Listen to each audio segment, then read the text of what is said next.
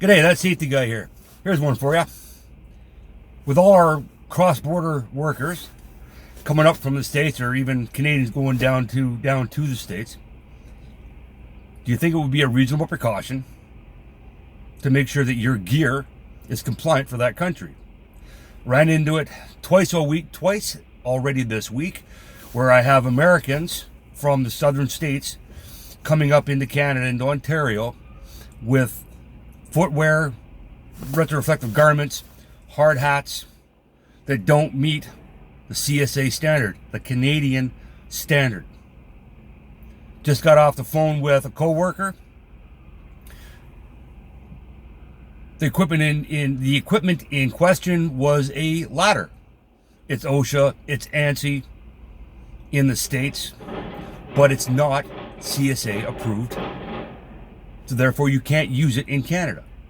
So if you're an American and you're coming to Canada to work, whether it's for 5 minutes, 5 days, or 5 years, and you're bringing gear and equipment, boots, hard hats, ladders, all those tools of the trade, ensure that it meets our standard, the CSA standard. That's the law.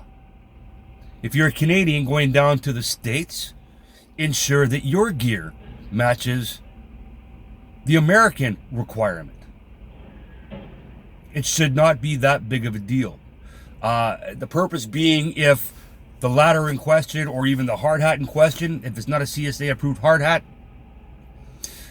the worker gets hit in the head by something and that hard hat fails and it goes to court, why was that worker wearing something that's not compliant for Canada?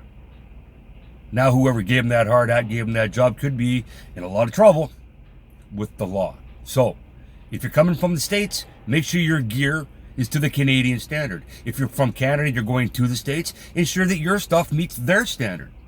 If you have to, buy it again. Don't assume that your boots are good here and our boots are good there. All right? So it may cost a little bit more money. However, what costs more? $125 for a pair of boots, or $250 fine for not wearing the right stuff?